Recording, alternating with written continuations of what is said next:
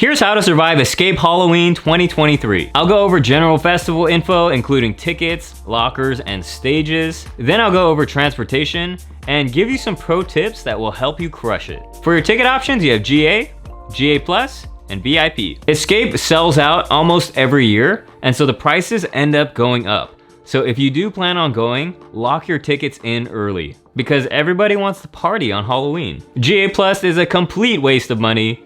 You get access to a couple bathrooms that aren't even that nice, and you're paying way more for not a lot of value add. VIP is worth it if it's in your budget. You get a separate area at 4 different stages, and because Escape can get packed, having a separate area can be nice because you get a little more space. If you get a locker, they're super convenient to throw your jackets, bags, or any merch that you buy.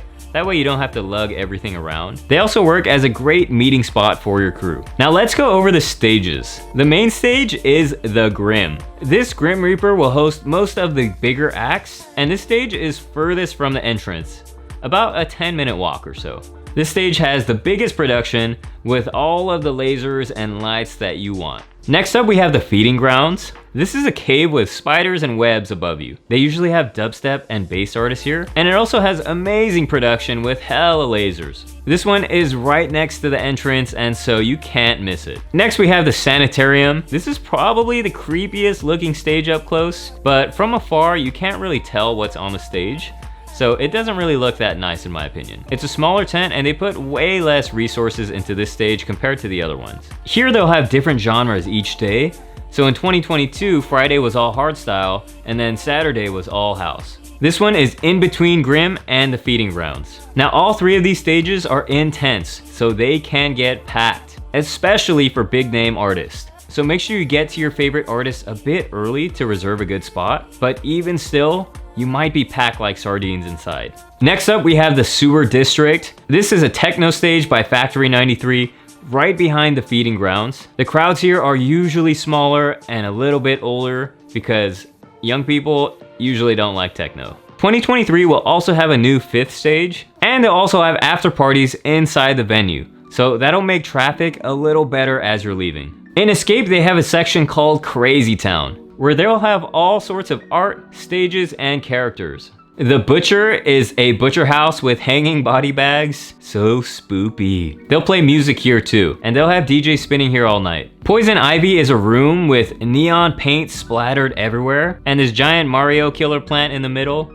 They call it the Exotic Pharmacy because they serve special drinks at the bars. There's usually a line to get in, but it's a really cool experience, so definitely check it out. Then there's a fire organ. This is a straight cathedral that shoots fire. They play the organ and have these really dark and scary characters there that give me the heebie-jeebies. The Fountain of Lost Souls is this beautifully decorated water fountain, a great place to get photos. They also have a silent disco here, and they'll drop the lineup before the event. The art there is amazing. They have these fire-spitting snakes and an octopus, and they have rides there too that don't look very fun at all. Make sure you explore the grounds a little bit and see what the world of Escape has to offer you. Now for housing and transportation, there are plenty of hotel options close by. The DoubleTree is really popular, but you can't really go wrong with any of them. For your transportation options, you could either drive, rideshare, or shuttle. I usually drive because I live in LA, but if you're parking, be careful because there are a lot of break-ins. Do not bring any valuables at all. My homie had a box of LED lights in his trunk and he had nothing visible in his car. They still smashed his window, opened the trunk,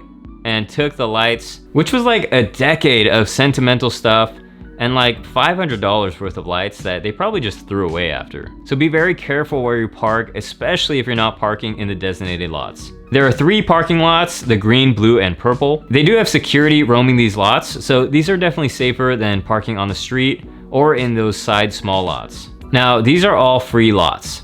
The green is the closest and fills up the quickest, obviously. Then we have the blue. The blue lot is cool because you dodge all of the traffic, but it's a 20-minute walk and it sucks, especially on the way back. So if you're okay with walking a mile, then go for it. If you want to park in these lots, make sure you go early because they will fill up. Uber can also be a headache at night and you may have to walk a bit to get the Ubers. I usually walk down Arrowhead and then make a left on Mill. cars can get through here. One year I made a right down Central because I thought an Uber would pick me up right away, but those streets were blocked off, and they are blocked off every event. So I waited 2 hours and then ended up paying 160 bucks for the Uber. So watch where the cars are coming from. If it's a dark street where very few cars are coming through, then the street is probably blocked off. If you plan to shuttle, they have them from the Ontario airport, as well as all different parts of Los Angeles, from downtown LA, OC, San Fernando Valley, or Riverside. They run every 30 minutes, and most of them stop after 2:30 in the morning, so make sure you hop on that shuttle or you're gonna miss your ride home. Now here are some tips. Wear a costume. It's gonna make it so much more fun and way more memorable. After going to so many events, they start to blur,